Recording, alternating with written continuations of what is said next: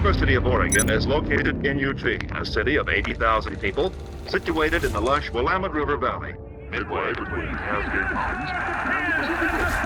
Touchdown, Stewart. Yeah, I got your speed right here. Hey, ball Punter, 10, outside 5. Are you kidding me? I'm really proud of where this team's at. We got a lot of work to do. What's the deal, Doug family? I am Kenjon alongside my boy Jay Stewart. We want to welcome you to another episode of the Ducks of a Feather podcast. Week 2 is in the books, and boy, is it in the books in a dramatic fashion. One of the most disrespectful games I've seen. I couldn't have been more in alignment with what the Ducks did this weekend. You know, I'm kind of toxic, okay? Let me say that. I got a little toxicity in me, right? So I get Coach Lanning, right? I understand his mindset. And being around those guys, I'm there. And so when I hear the comments, right, and then I see Dan's response, I said, oh, it's up. It's up and it's stuck. It's up. It's up. You know, Dan's very good at he plays the politically correct game very well. Very well. He knows. He says what he means, though. Listen, you got to read between the lines, okay? You got to read the fine print of what my dude is saying. So when he comes out and makes that statement, you know, some people pay to win, some people save, so they have an excuse as to why they don't. I said, oh yeah, it's BTA. It's foot up behind time. Belt to behind. Listen, and I was so excited. I was thrilled. Listen, I'm up at CBS, just grinning ear to ear. Big smile. Hakeem, I was on there with Hakeem. He goes, I was upstairs with Kenjon, and he's just smiling. It was diabolical the way he was smiling. Yes, it was, because I'm like, yeah. You was Dexter's, like you was over there like an evil twin or something like that. Man, listen, it fed my spirit, okay? I was spiritually fed by that game. But I digress. My God, how was the weekend? What did we get into? It was good, man. I enjoyed that win as well. But, you know, let's wind this back to Gundy. Okay? Please do. I feel like we should call him like Bundy or something, huh? Because Gundy, listen, you was a good man. You live by principle. You stand on your word. You one of those guys. But look, brother, if I have a child that's playing college ball at Oklahoma State, I am appalled. Because you basically came out on national television and said, hey, look, we need to be playing teams. We need to be playing Montana State. Budgets to us. Montana State. We need to be playing teams like that so that way we can have better competition or have better odds of winning games so that way we can win a championship. That's what you're really saying. That doesn't make any sense, Kenjon.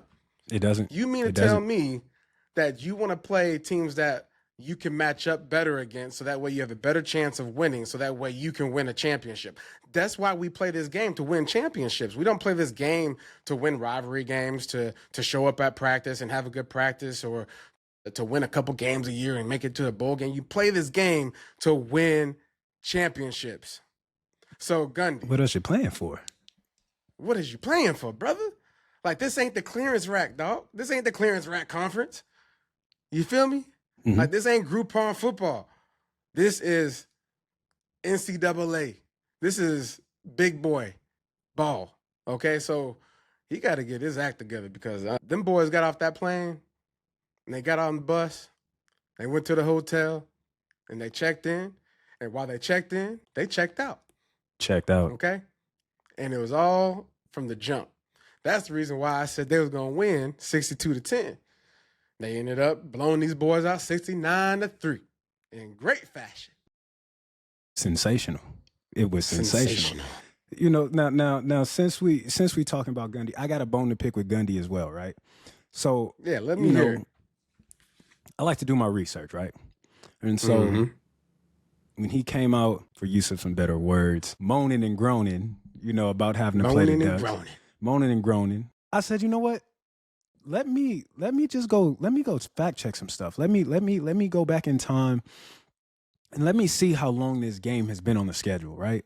Mm-hmm. And so, you know, ChatGPT is an amazing tool if it's used correctly, right? Shout out to AI. Yeah, ask the right questions, bro. So you ask the right questions, you're going to get the right answers. And so I went back, I said, when was the Oklahoma and Oregon the game first announced? Lo and behold, it was back in 2018.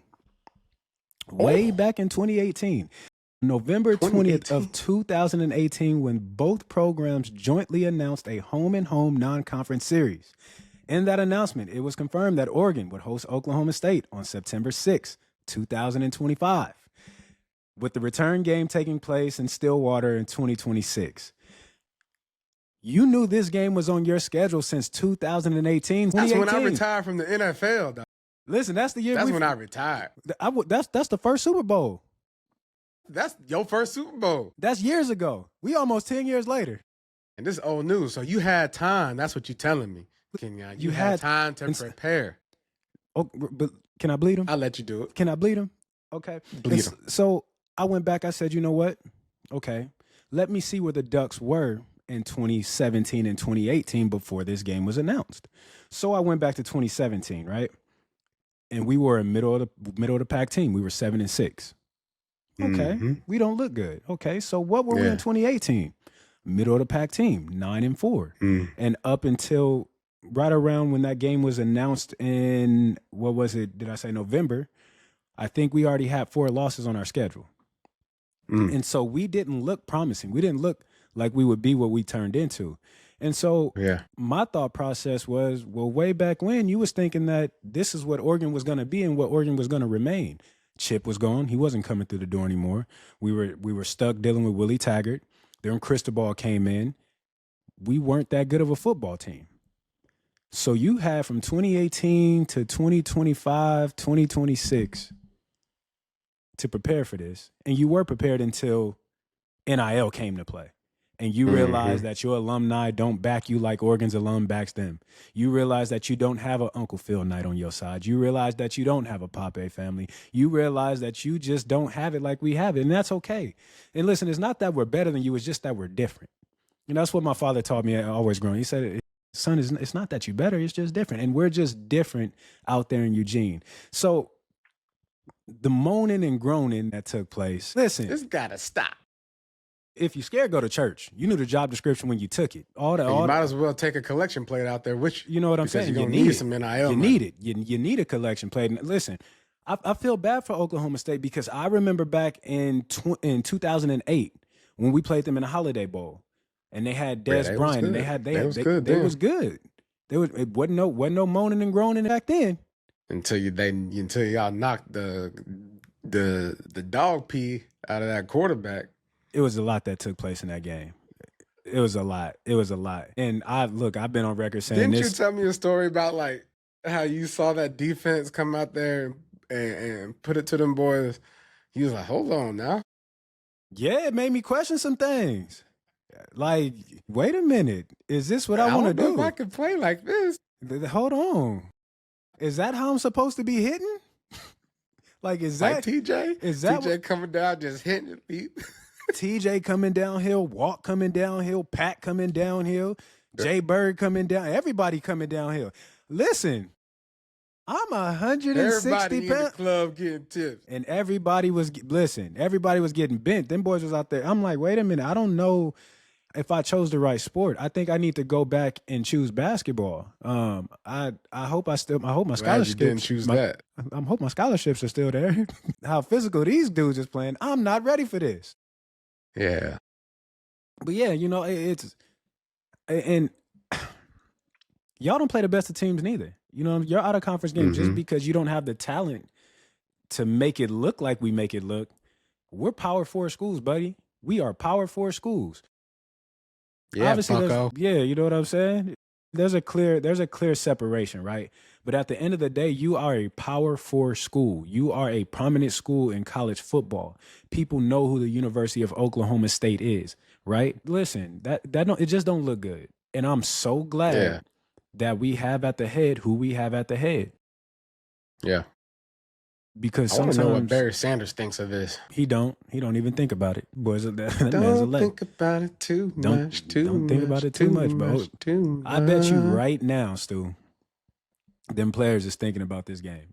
Listen, if I'm Oklahoma State, we're not even watching this game. Nah. You remember them games in the league? You remember them games in the league that we would have? Where you know what? Sometimes coach would be like, You know we're what? not even We're reviewing not even gonna film. You can watch it on your own if you want to, but y'all better bring y'all behind the work.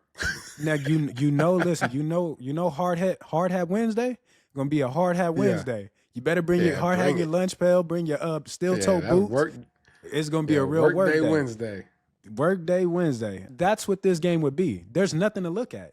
There's no positives for Oklahoma State they can't turn this game on and say, hey, this is where we did good. There's not a spot in this game. You know what? I'll take that back, Stu. I take that back. Hold on. I take that back. They did one thing good. They got on the bus. They got on the bus and came. Got up out of there. They got on the bus, came and left. You did great. This is how you exit. Thanks for your time. Yeah, this is how you exit being annihilated. This is how you exit embarrassment. Okay. Annihilated. Yeah, they got destroyed, boy. Annihilation at its finest. Destroyed. At its finest. At its finest. I'm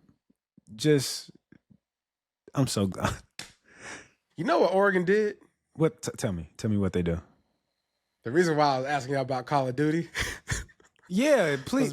Dog, look. We got to put that text message in there. Put that text in here, right, on this episode. And my response, huh? Oregon did not just win this game. They dropped a tactical nuke on these boys. You hear me? They had had UAVs you know, up when and you everything. play Call of Duty, they got the UAV, the chopper gun, full map control, everything. Yeah, dog. They got Simtax, they got grenade launchers, they got all kind of stuff that they showed up with in the first two settings. Two times that the offense was out there in the beginning of the game, they just basically said, hey, we got a cheat code. We got everything already before we even shot the gun. And we just gonna drop it right here on the lap. Drop it right there on your lap in Eugene, okay? Eugene now. It was a war zone, but we did not feel any of it. Listen. Any of it. We won the battle and the war, okay? Wasn't close. You know what else it was like? What was it like? When I do this, what you think of? Thanos. Shout out to Thanos. Get up out of here. Half a civilization is gone. Wipe out. Absolute wipe out. So you saying we had all the Infinity Stones on Saturday? Yes. I like that. Yeah. That's what it looked like, man. Again, Ducks win 69-3. I really thought 70-something was coming up on that board. I mean, might as well. I really thought I was hoping for 80. I really wanted to run it up. Listen, stop talking. Let's just not do that. Let's just not do that. Let's just not do that. Don't talk to us. Keep my name out your mouth. If you think I came to play around with y'all, God damn it, I'm not. Yeah, that's what Dad did. This is just an absolute mastery of an offensive day.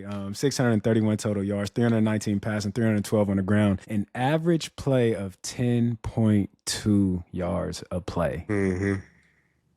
Fans, Duck family, I don't think you understand how disrespectful that is.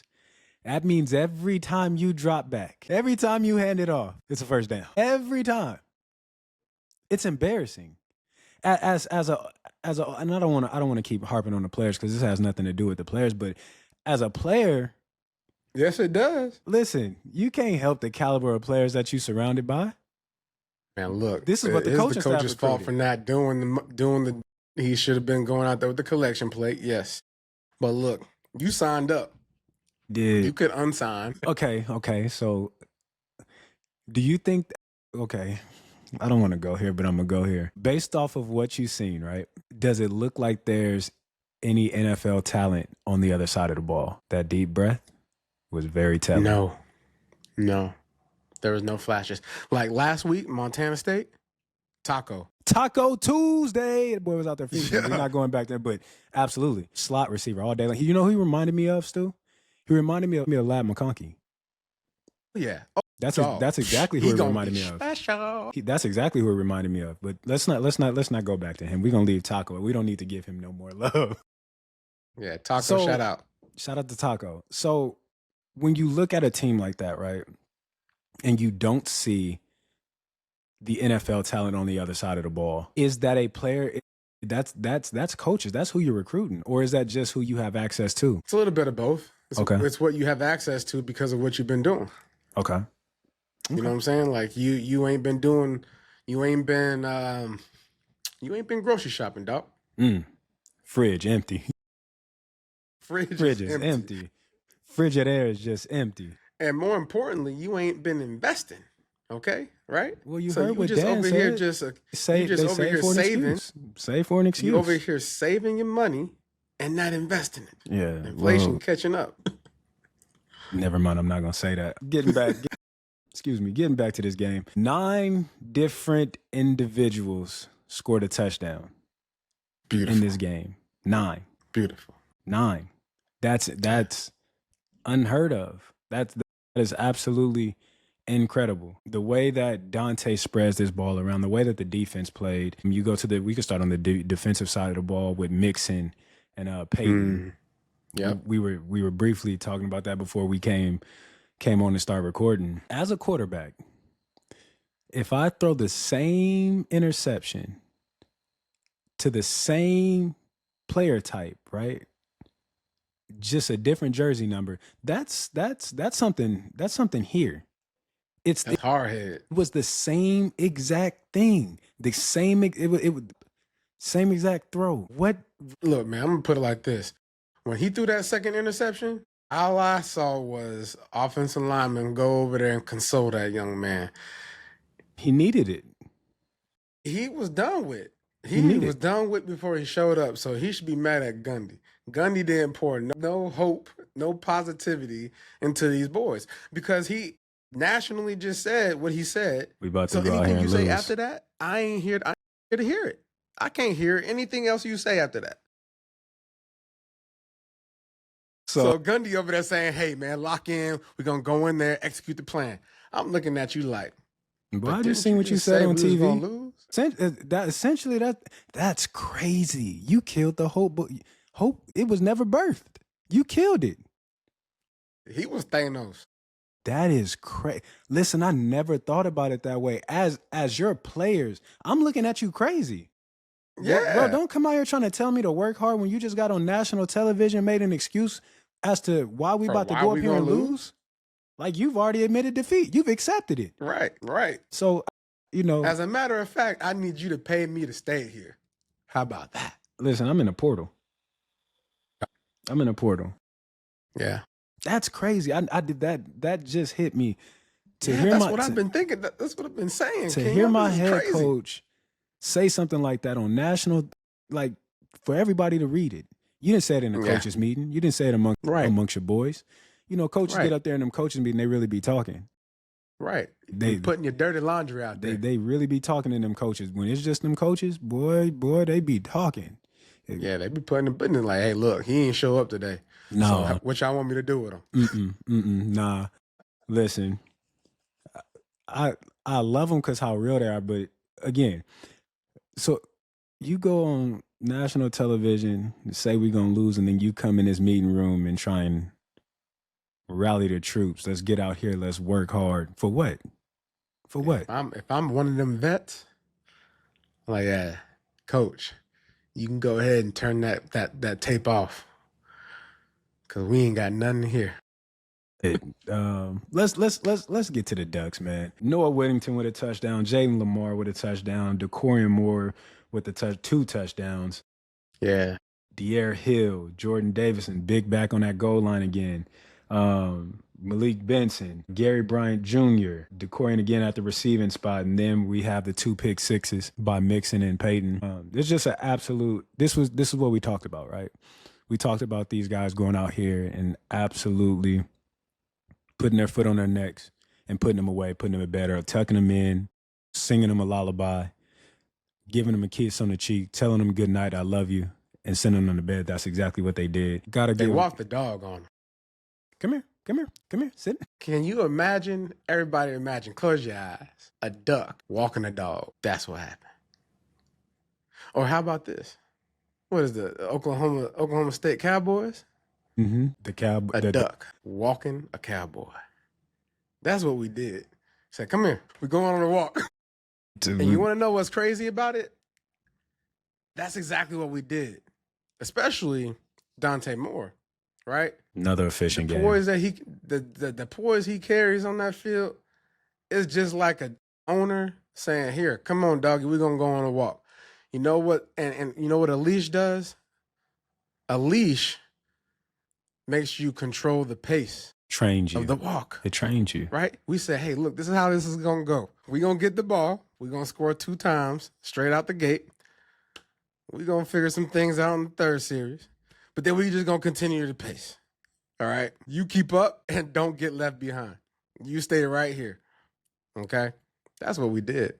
It was a beautiful scene out there in Eugene. Go over some more stats. Gotta show my dog some love. Noah. You know, we talked earlier on week 1 about getting gone and staying gone, right? My dog got gone, stayed gone, high stepped into the end zone, 4 carries for 91 yards. But the 91 yards is cool, right? That looks good. This looks absolutely crazy. Absolutely. And I need you to tell me if you've ever averaged this much, probably in high school, because you was a cheat code in high school. 22.8 yards a carry. In the last 2 games? No. In that game. Well, yeah, 4 carries. 4 carries. Yeah. 4 carries for almost 100 yards. Yeah, you want to know what we're going to call him from now on, Kenyon? What are we going to call him? Spark plug. Because that's exactly what he is. The last 2 games, he's been a spark plug. Not just of how he starts the game off, but you talk about a guy that people might have tried to forget about, right? Because, you know, you have the highly touted transfer come, Mekhi Hughes, but he basically said, nah, hey, running back room, we're going to be all right. But I know one thing for sure. Y'all going to have to take this spot from me. And that alone, that mindset, that attitude, you can see it when he steps on the field. Mm-hmm. I'm running with that mindset that I'm him. I'm the guy. Y'all going to take the spot from me, okay? And that's healthy competition, and I love it. And so he's not just spark plugging during the game. He's spark plugging throughout the week, right?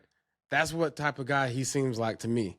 And how you talked about him, I know that's the guy that he is because of how you talk about him. So yeah, he's a good dude. Good dude. spark plug. That's what I'm going to call him. You know, being out there, I got the opportunity to spend and talk to him a lot. And back in spring, there was no lead dog in the room. Like everybody, like you want everybody to be cool with each other, right? Yeah. But at the same time, when I walk into this room, I don't know whose room it is. When me and LaMike was in school, you knew whose room it was. It was 1A and 1B. That's just what it was. After we left, it was Royce. We knew whose room it was. And even with B. Marsh in there, you knew whose room it was. So back in spring ball when I was there, me and Samp would be talking. I'd be like, who's the guy? I know who the guy is supposed to be, which is Noah. But who's the guy?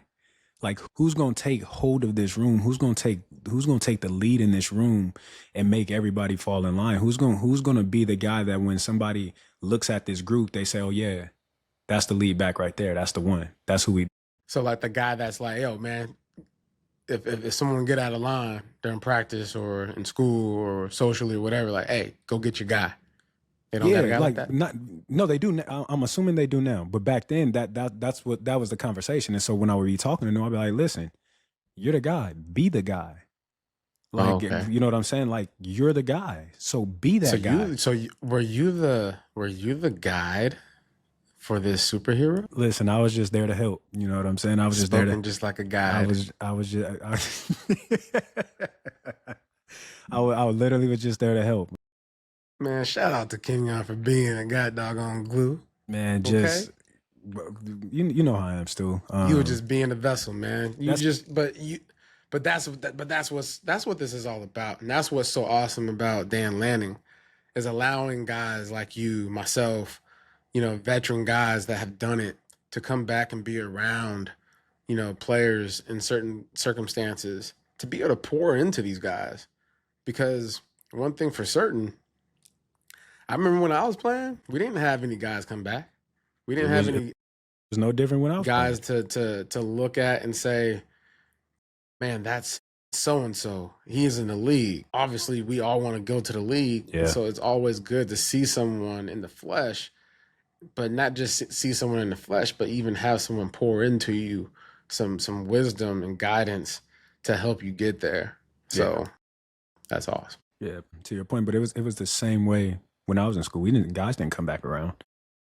Mm-hmm. You know, whether they didn't feel welcome, whether the door wasn't open, whatever it was, guys just didn't come around. And I think for any college program, you should want that. And that's what Dan has done. He's opened the door. Literally, I go to that building, I'm in meetings I probably should not be in, but there's a level of trust there as well, right? There's like, okay, I'm letting you in. Now, what you do with this is what you do with it. And they know I'm never going blow up the spot. Never in my life would I even think about it. It's a level of trust, but like Dan and the entire coaching staff, like, hey, can you go talk to him? Go, you know what I'm saying? Just, and the guys are receptive. That's the best part. Because it's one thing to have guys come around. It's another thing for the guys that are currently in the program to be receptive to the guys that are coming back. And everybody that I talked to while I was out there in spring was receptive. Everybody would sit, listen, come ask questions. So it's really good. They'd be a fool not to, though, right? Yeah. It's cool. It's really cool to see the maturation of this room, especially that running back room, because that's where I spent a lot of time. Another spot that we got to get to, DeCorian Moore was baptizing people in the end zone last week. This current week, that boy was blessing the fan base with the mighty Oregon Ducks, giving him his first touchdown, first receiving touchdown, first rushing touchdown, getting in the end zone in style, floating through the air, hanging the ball out, field awareness. Just looked great. The kid looks great. And I'm super, super excited, super thrilled that he's a Duck. That we are lucky to have him. Let's give a shout out to Will Stein right quick. I have a feeling as this season kind of continues to progress, we're going to have to start labeling our offensive coordinator as an X factor, right? Because if you think about it, what makes a good offensive coordinator, right? Being able to catch guys by surprise. I look back at that DeCorian Moore rushing touchdown, right? He could have easily just dialed up a simple run play to the running back, right? I even seen a lot of opportunities where Sadiq had some carries, right? Yeah. But that is what a good offensive coordinator does. He keeps you on your toes no matter what the situation is. And to be able to flip it to DeCorian for a rushing touchdown in that situation, that means that this man's up there playing chess all game long. And what I like about it was last week we got a little bit of vanilla look, a little wrinkles here and there. But this game, we starting to offload. And I remember we talked about like, hey, maybe it's good for us to, keep some certain things to ourselves. But then I started thinking maybe it's better if we just lay it all out there. Because one thing Kenjon, when you watching film on a team and you have to look at, oh, well, they gave him the ball in this situation. They gave him the ball in this situation. Oh, wait. All the running backs scored. All the running backs got carries. All the receivers got catches and touchdowns and in different situations. So now you as a defense, you got a lot to worry about. Opponent, you have a lot on your plate to study. Yeah. So now what does that mean? That means you overstudying. That means you overcoaching. That means you doing everything but playing winning football. So I feel bad for this next opponent because they're going to be like, well, hold up now. When DeCorian lines up here and he goes in motion, like now we got to tell our linebackers to make sure they have contain. But then if they hand it off to the running back, like what do we go to? And then if Dante keeps it, like there's just so much to cover. Yeah. So Will Stein, in my opinion, he's been building up to this moment by getting the talent that is on this team now. It's better than it's ever been. And having Dante Moore, I think, allows him to open up more, right? Absolutely. Dante can can do way more. He can throw across the middle. He has the arm talent. He has the height to see across middle too, right? There's just a lot more that he can do. Bro, if Coach Stein continues on this track, I don't think he'll be here next year. I think he'll be a head man somewhere else. So that means we got to win the championship this year. Yeah. I mean, now I always want to keep everybody mindful, right? The level of talent that we're playing against is not what we're going to be playing against. Right. But there's like still a level of expectations. The expectation and all that. But at the same time, again, when we played Colorado, when I was in school, we knew what we were going to go out there and do. It was Colorado. So when you're playing a Montana State, when you're playing a bad Oklahoma State, when you're playing a bad Northwestern, when you're playing a bad Oregon State, you know what I'm saying? So I want to meet the spread. I want to always keep everybody mindful of where we're at and what we're doing. Because listen, good football teams win the games that they're supposed to win and find ways to win the games that they're not supposed to win, right? Bad football teams, i.e. Florida, lose the games that they're supposed to win and struggling, you know what I'm saying? So we're a good football team and we're working to become a great football team. We're a good football team doing exactly what we're supposed to doing exactly what we're supposed to do against who we're doing it against. And so as competition, once we hit Penn State, as competition increases, then we'll truly be able to see where we're at as a team. Because right now, it's just the talent pool that we're up against in this early part of the season. It's just not great. And we said this last year, and I think we should have started the pod off this year by saying it again. We never gonna make something more than what it is or less than what it is. I'd rather lie for you before I lie to you. Who we playing against? They're not good. The talent is not good. But at the rate in which we're executing speaks volume to the players and to the coaching staff and the work that's being put in and what we're doing and the outcome. You guys are seeing the outcome of hard work. You guys are seeing guys committed to the program, committed to the system, committed to their brothers, to the right and to the left. This is what you're seeing. So I don't want to diminish what we're doing. That's not what I'm doing. What I am doing we're doing it at a high clip.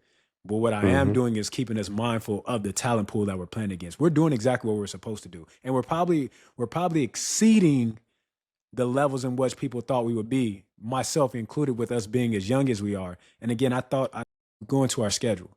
This schedule is great for us because it allows guys to get the reps. It allows guys to get in them live bullets, feel the game, go out, make plays, get confident, build courage, and do all of that stuff. So this works perfect, but I don't want to diminish what we're doing, and that's not what I'm doing. So fan base, don't think I'm up here, Kenjon that's not what Kenjon is doing, and I would never do that. Kenjon's just keeping it real.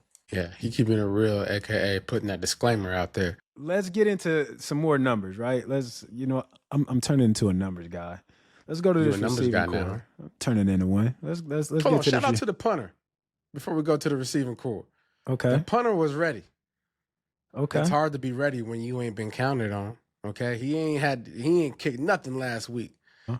And then they was like, hey, go in there and punt the ball. And he went in there and did it.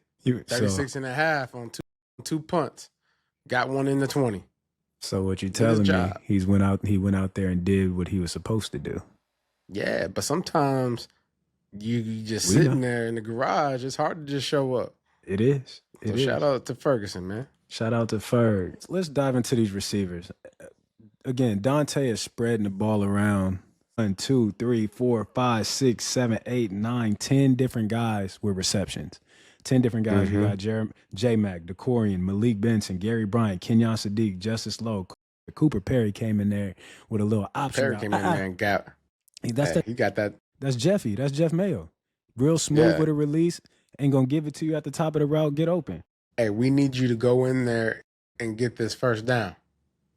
Go ahead and do that. I got you, Coach. All right. I got you. Say less. Don't worry about it. But Jamari Johnson got in there. Jaden Lamar, Jay Harris. The leading receiver was J-Mac with 2 catches for 76 yards. And we all know what DeCorian did, 2 for 69 and a touchdown.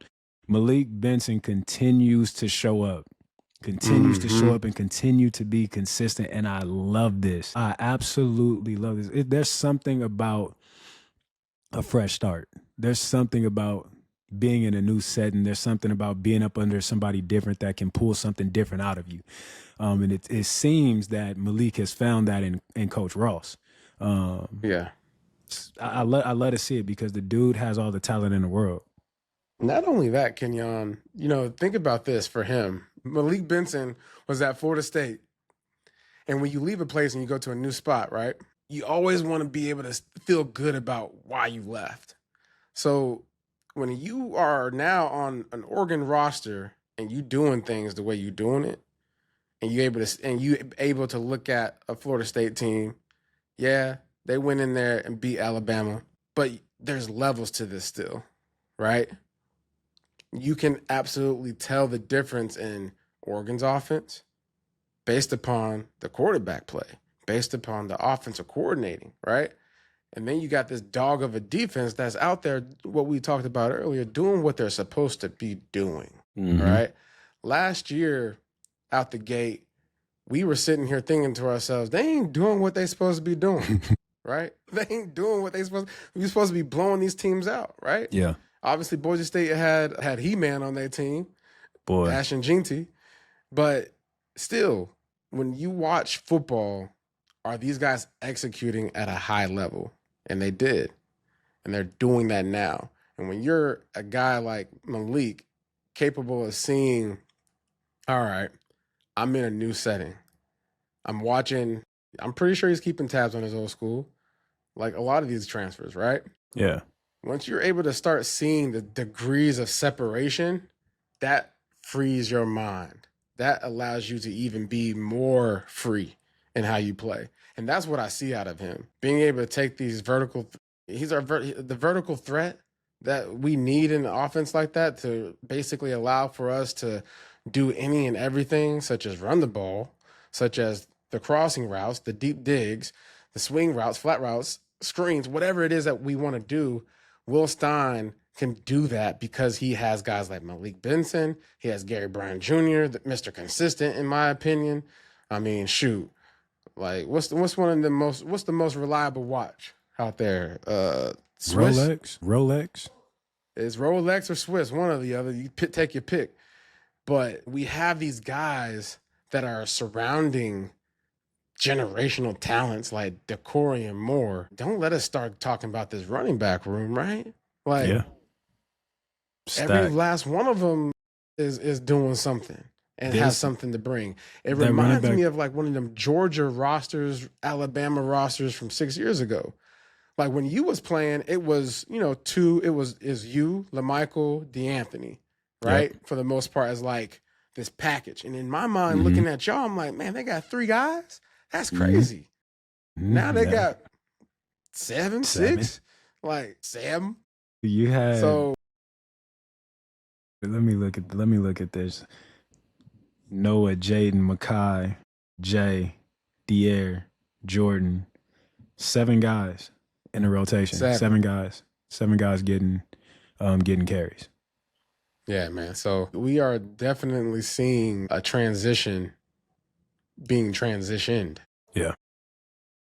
And this is a good time to be a Duck fan. It's a great time. It's a beautiful time. I was talking again with Rich and Hakeem out at CBS, and they were talking about Makai, and I'm like, Makai can play, but the level of talent that's in that room, this is a running back room, could very well be the deepest room that Oregon has ever seen, like from top to bottom. That's saying a lot. Because you said it with going back to me and LaMike. It started off with me, LaMike, and LeGarrette. Then the situation with LeGarrette happened, so it was me and LaMike. And then DeAnthony eventually came along, and then you had DeAnthony for a little bit, and you had Byron, and then Royce came, but you were never seeing a 7-man rotation. You weren't seeing 7 backs getting a game. I've never seen that. I've never seen that. Even in my time. No, even in my time, it was myself, LaMike, Yele Ford, Kenny Bassett, and those would be the guys that, if it was a blowout, then they'll come in and get that time. But these dudes are getting burned. De'Ara Hill is getting burned early. Makai is getting burned early. Jay Harris is getting burned. Jaden Lamar is getting burned. Noah's the lead guy. Then you bring in Jordan Davis off the grind, and he powered. This could very And well Dier be. Hill. Yeah. Dier Hill. Go back to this man. Shout out to Dier, man. Like, where'd he come from, bruh? You Running. ain't telling me about Dier Hill. Running. So here's the thing. Samp used to tell back in fall camp, back in spring ball, Samp used to tell me Dier gonna be the one. You could see it, he was raw. Dier was very raw. The player that I seen in spring ball is not the player that you seeing today. It's like good coaching right there. Then. It's great coaching. One thing, and I want to say this about Samp, and I don't know if I've ever said it. One thing Samp can do, boy, Samp can coach his behind off. I sat in that meeting room. I'm sitting there. I'm like, y'all don't understand how lucky and blessed y'all are to have somebody like him in his room, because he can teach. He can. Yeah. He reminds me of Deuce Staley, bro. Deuce is one of the greatest coaches, from Bill Belichick, Rivera, Bruce Arians, all them cats. Deuce Staley could very well be the greatest coach that I've ever had from a teaching standpoint. Because it's one thing to be able to know the X's and O's, but then it's one thing to be able to know your players and teach your players in a way that they understand. Samp knows his room. He knows the individual, but he gets everybody to understand the information all at the same. It's an incredible thing to see. So shout out to Samp. But he told me about Dier, and you could see flashes, right? But it was raw. You weren't sure if it would develop, and it's developing at a fast rate, a very fast rate. You see this kid moving now and doing what he's doing on the field. It's extremely impressive. Extremely impressive. Yeah. Shout out to Dier, man. That's my little dude right there. That's my little dude. With the game being wrapped, is there anything that you would have liked to see more of that we did not see from this Oregon Duck team going against Oklahoma State? Yeah, I mean, they did a good job. They came out and they showed out the way that we expected them to, right? 69-3. I wish they would have just, said 62-10, like I said, but instead they outkicked, selfish. My expectation. You're just selfish. But one of the things I would like to see is finishing, right? They had a lot of pressures on the quarterback, a lot of opportunities, but finishing, get those sacks, man, stack up, right? Because these are moments, obviously, while you're playing, you're like, all right, cool. This is obviously going in the direction where we are about to blow this team out. So while we're blowing this team out, let me get these stats in, okay? Get after that boy. Ain't nothing to it. They are passing the ball. And so, and it's more so a confidence thing for them to boost week in and week out, right? Teo, I want you to get to the quarterback. I want you to be the main guy. I want you to be our guy, right? So Tuioti got to him once, right? And so I would like for the guys to have that same type of effort, right? Same effort that you brought last week against Montana State has got to be the same going into each week.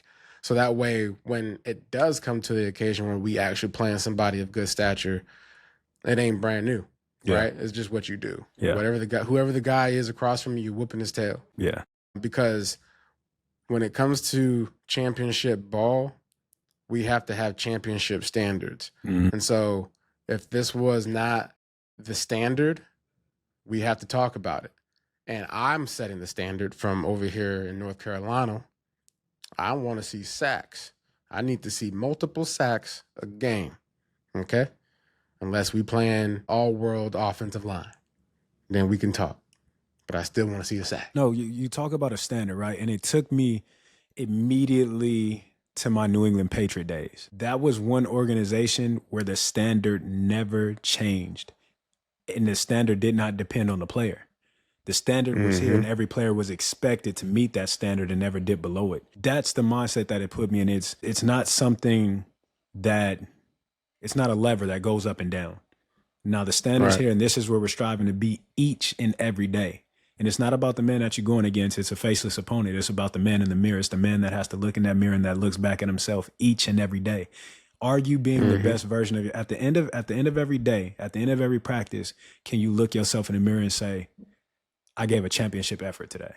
And that's a very, very hard thing to do. Like, I played 10 years in the league. Stu, you played 11?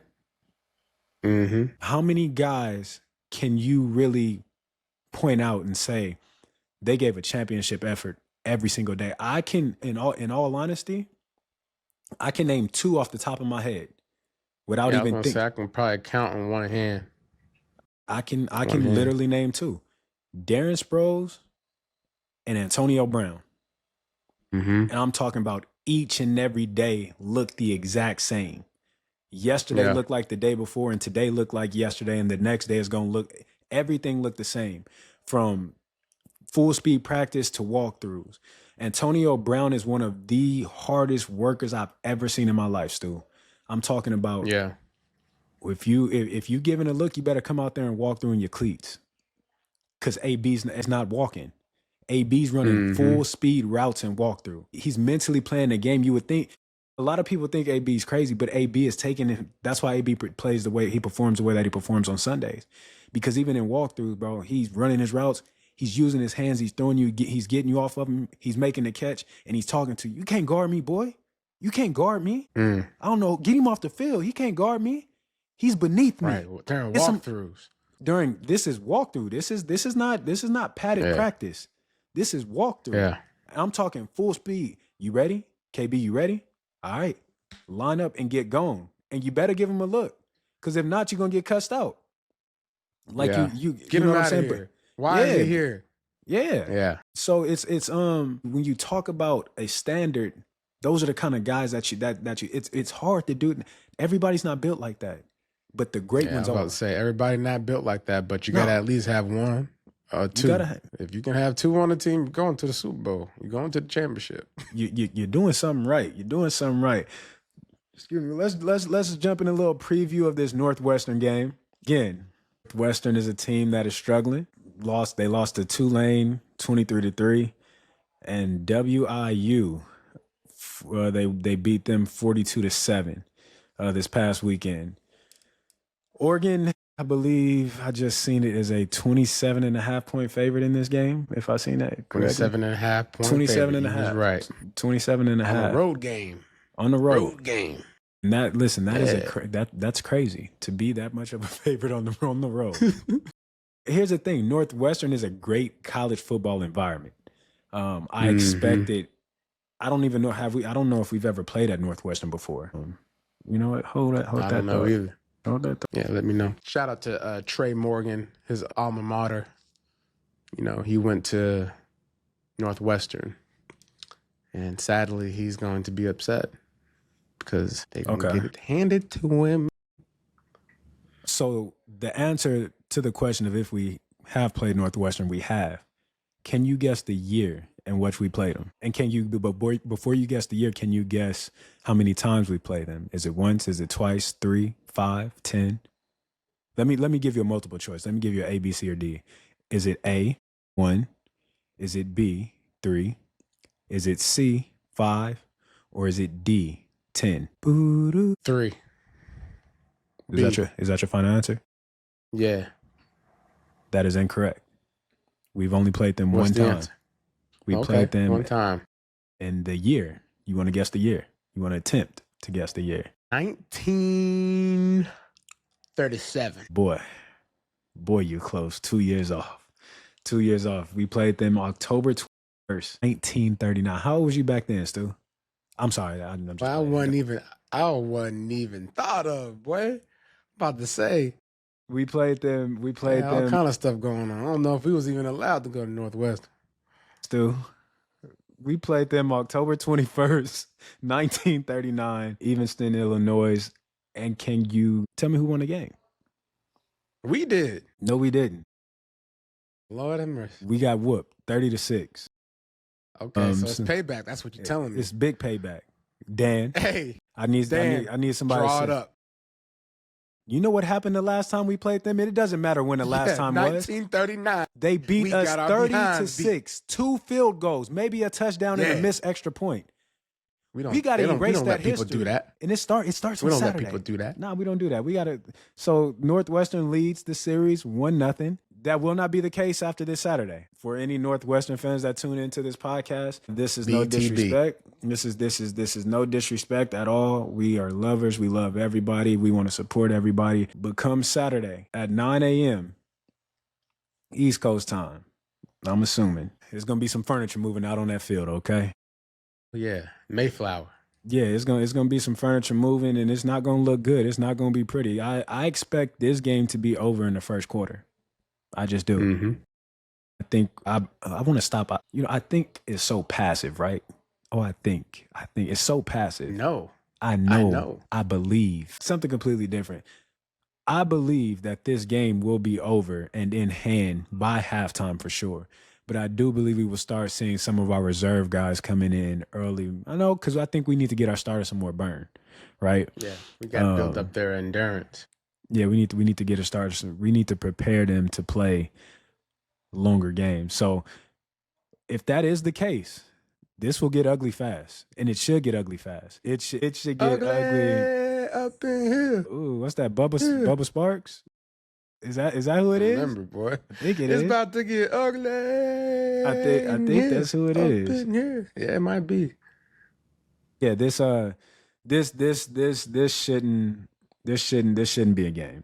Yeah, man. Look, the matchup here is gonna go look like this. Look, air and land dominance. Going back to the Call of Duty, right?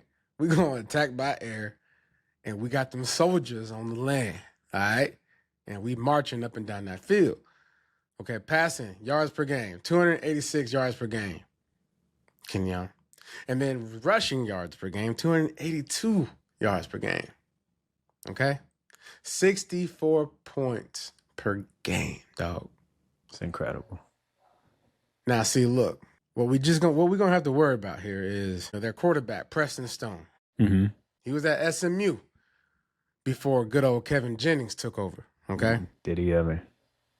He had a pretty good season, 2023. He threw for 3,000 yards, had 28 touchdowns, 6 interceptions, 161 quarterback rating. Got his job took, though, right?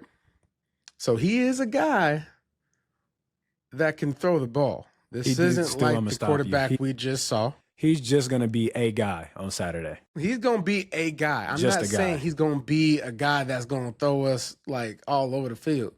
But what I'm saying is if we want to keep this same momentum, we cannot overlook Preston Stone is all I'm saying. Okay. I'm right with you. Just going out there and saying it, okay? We need to establish dominance early. We got to come out there ready to play. It's going to be 9 o'clock our time, okay? Well, Oregon's time. It's going to be 9 o'clock Oregon's time while they're kicking off 12 o'clock in Northwestern, right? It's a 3-hour time difference? Yeah. And so, why do I think it was 2? Why do I think it was 2? Is it? Either way, it's going to be earlier. Early? They're going to be waking up and they're going to be like, hold up, okay? Because I've been there, right? I was just about to ask you because we've both had those games, but the time change didn't affect me. It doesn't affect you if you don't let it. And it's all about the preparation throughout the week. And I'm sure Dan Lanning's all over it, right? There's protocols and we don't even know it, right? As far as, hey, we're going to leave Oregon at a certain time, right? We're going to get on this plane at a certain time. We're going to land at a certain time. There's a lot of things and a lot of nuances that are thought about prior to. And we're going to make sure all those things are clear. But everybody's got to be on the same page. Oh, that's what I was going to say earlier, right? Everybody at hey, listen, you know one of the things that I'm most proud of this football team and the reason why they're going to be successful is because they are all aligned. KB, Natalie, my wife, sent me this picture of Oregon. All of Oregon's football team was in that end zone praying on one knee before the game started. Love that. That's called alignment, attunement, whatever you want to call it. They on the same page. You said attunement? So, yeah. Attuned, right? And so 9 a.m., right? I feel like they all going to be on the same page, but it's just something to be mindful of. 1,000% going to be on the same page. I don't think there'll be anything different. If I'm Dan. But, yeah. Go ahead. No, but I was just going to say, control the pace of the play early, which means what we talked about earlier. You know, a gentle reminder that, hey, we dictate the pace. We On offense, we're going to score at will. On defense, you're not getting anywhere. And that's the reason why, you look at that Tulane game. Tulane was able to get 3 sacks. If I'm Oregon, I'm thinking to myself, okay, they got 3 sacks. We need to double that number. It got to be a competition thing. It got to be. Yeah. There's nothing. I always go back to myself and LaMichael. When I seen LaMichael, and it wasn't like Mike pushed me. Like when I seen Mike go out there and bust a 40-yard run, I'm like, okay, I need to go bust a 42.5-yard run. It's a level of competition. It's like, so, and everybody looks at stats. So you go check the previous game, who did what. Okay, this was the best dude on the field. I got to outdo him. And then obviously you can outdo yourself, but everything is about competition. And I believe and I know there shouldn't be any competition on this field. This game should look no different than the Oklahoma State game, in my opinion. This game should look no different than a Montana State game, in my opinion. This game should be right in line with that. So, Jonathan Stewart, with that being said, 27.5, over or under? Boy, duh. I knew you was gonna say. And look, I'm gonna give you the whole breakdown. The spread, they think they 50 points. It was like 50 points overall. Over. 27.5. Over. Yeah, it's over. Everything is over. It's all over. But I'm gonna tell you why. It's gonna be 53 or 50. No, it's gonna be 52-13. You heard it here first, ladies and gentlemen. I like it, but I'm not with you again. We aren't aligned. We aren't attuned as of late. Boy, don't learn. No. I think we put a 60 piece up. And I think we hold them to 6 points. You are right. I do. I think they're gonna score 2 field. They're gonna 2 field goals. 2 field goals. I think this is a track race right out the gate. Right out the blocks, it's a track race. And I think we pull it. Because they got good momentum right now. Yeah, we pull away. We run away with this. We're a much better team, and we need to go out there and perform like we're the better team. It's a mentality, it's a mindset, it's an attitude. We got the coaches with the attitude. And it's a Big Ten opponent. Yeah, now we starting Big Ten play. So now, okay, it was cool to play. Well, we'll take a break because then we'll get Oregon State. But go in there and put your foot on these boys' neck and don't let them breathe. Crush their spirit. Crush their spirit. And pick them up after the game. Build them up after. Yeah. Good job. But during the game, crush their spirits. Crush them. Crush them. Absolutely dominate them. Sportsmanship. I like that, Kenjon. Yeah. Don't get me started. Because I think different, right? I think different. Don't help me up. You ain't my teammate. Yeah, I'm not helping you, and I'm not helping you up. You're not my teammate. Nah. You're right. I hit you while we on the ground, so I don't get a penalty. I get comfortable down there because I'm coming right back. Every single time. No one's coming to save just different you mentality. Jesus. Different mentality. I just like dogs, okay? I don't like just any dogs. I like junkyard dogs, okay? I like dogs that wandered and didn't have no home and want to make every place they go their home. That's what I like, okay? Mark their territory. No leash. This is mine. No leash. I dare you put me on the leash. I dare you. Yeah. I dare you. Yeah. You won't have a hand. Anyway, let's stop. Let's get on up out of here. Stu, I love you. Love you too, bro. And as always, ducks of a feather flock together, and we out.